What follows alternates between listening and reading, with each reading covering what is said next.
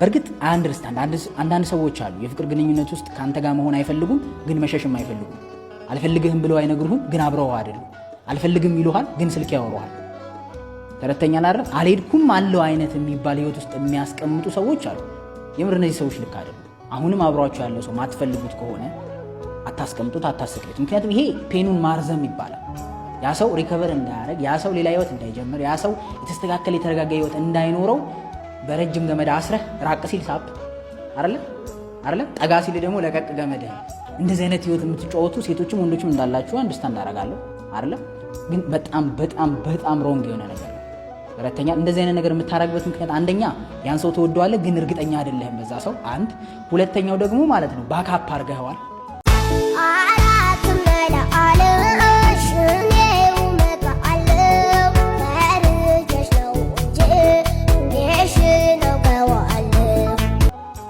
ባካፕ በቃ ለሌላ ጊዜ ድንገት የሆነ ነገር ቢበላሽብህ የጀመርከው እንደ ባካፕ የምታስቀምጡ ሰዎች አሉ። ይሄ ሰው ህይወት አይደለም።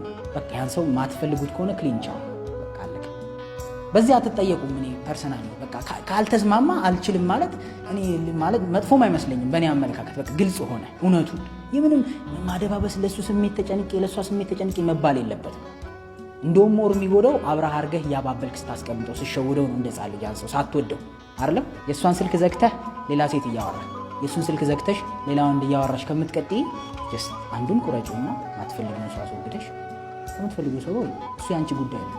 እዛ ውስጥም አልገባ ወይም እሱ ያንተ ጉዳይ ነው። እዛ ውስጥ መግባት አለ።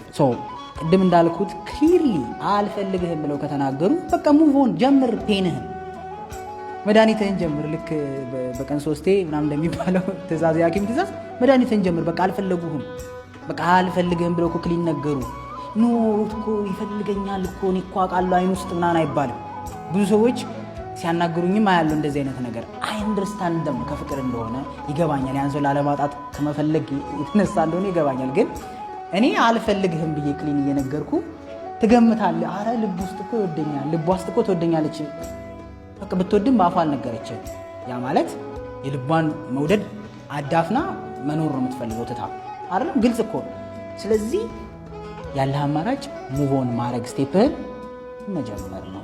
በነገራችን ላይ ብሬክአፕ ያለም መጨረሻ አይደለም ያለም መጨረሻ አይደለም ይመስልሃል አይደለም። ከዛ ውጪ ላይፍ የሌለ ይመስላል። ስፔሻሊ ከቲኔጀር አካባቢ ስትለያይ በቃ ምድር ወላ የተከደነ ምናምን ይመስላል። ግን ትድናለህ፣ ኖርማል ሰው ትሆንና ትቀጥላለህ።